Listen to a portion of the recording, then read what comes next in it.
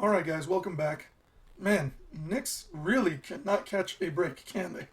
So the NBA is penalizing the Knicks for Jalen Brunson and the deal that they had. Basically, after months of speculation and discussion, on December 21st, so today, the league has officially come to a decision on the tampering investigation involving the New York Knicks and free agency acquisition Jalen Brunson. Now, per an official statement released by the NBA, it has been deemed that the organization has been found guilty of prematurely engaging the 26-year-old in behind the scenes negotiation. Now, as a result, the Knicks have been stripped of their rights to own their second round selection in the 2025 NBA draft. So, of course, as you guys know, tampering is a big no no in the NBA. And, of course, even though the Knicks have just been barely crawling their way back into contention, now they get slapped with this penalty of losing a second round draft pick in the 2025 NBA draft. Now, some people might not look at this as a very big deal, but to be honest with you, a lot of second round picks actually come out to be really good, solid players for a team. And it's not easy to come across picks in general. I mean, just look at the Lakers and what they've had to give up all throughout the seasons. Look at players like Jordan Clarkson and how well he's been playing coming off as a second round pick. Look at Nikola Jokic coming off as a second round pick. I mean, these are just some prime examples that second round picks can really lead to stuff. And with the trouble that Knicks have gone through, they could really use every pick that they can get. Now, realistically, a team could just go and buy a second round pick if they're willing to fork over the money. However, if it's already given to you, tampering to get Jalen Brunson and then potentially getting fined, it just sucks. I don't even think it was potentially worth it. But don't get me wrong, Brunson is an amazing player. He's been doing great on the Knicks, and we'll tap into some stats soon. But still, at the cost of losing picks, it just sucks overall.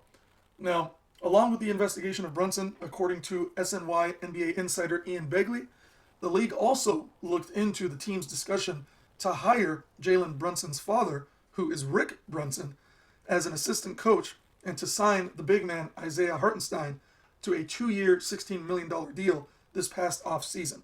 Fortunately, per Begley, both acts were found to be violation free. So they did not get in trouble, finally, for something at least, that getting into hiring Rick Brunson, which is Jalen's dad, as an assistant coach, and then Isaiah Hartenstein. There's no tampering there. There's no issues there. It was violation free. So that's a really, really solid sign for the Knicks. They really cannot lose anymore out there, for you Knicks fans. Now, despite the loss of this second round draft pick, the addition of Jalen Brunson to this Knicks team, of course, as I mentioned, it's been proven to be an all-around positive for the organization.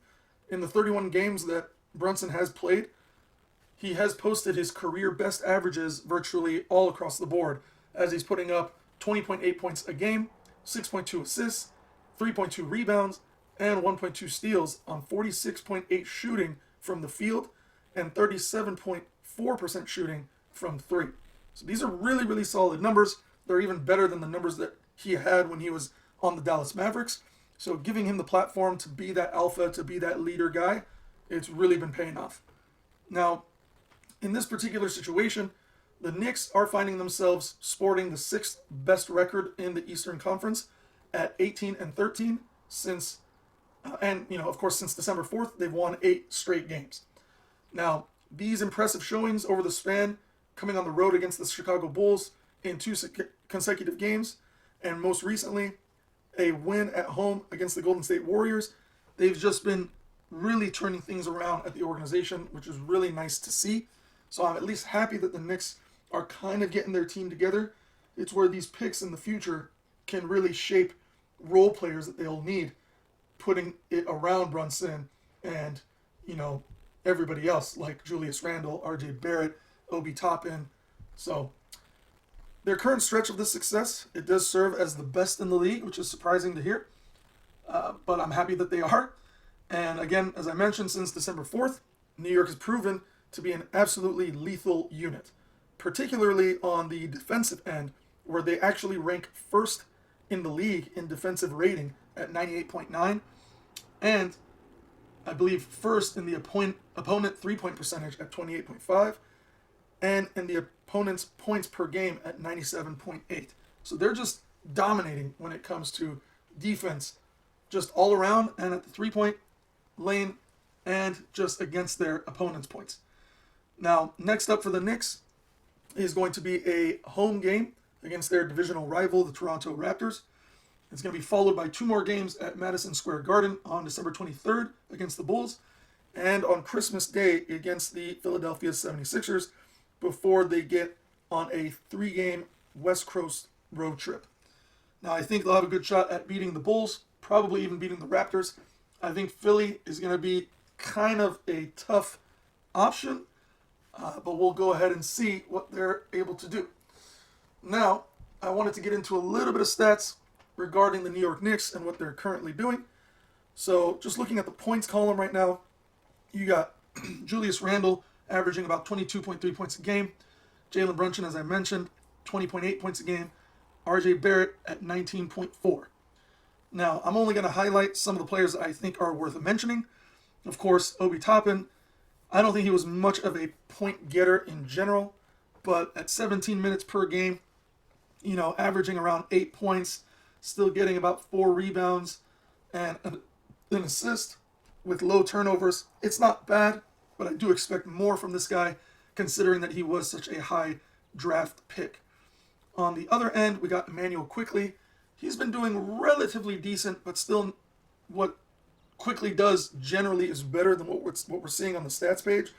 10 points a game, 4 rebounds, about 3 assists on about 1.5 turnovers. Again, not so bad. The only one that I think is, of course, just a solid steal year after year that seems to help them, off their bench unit is going to be Derrick Rose.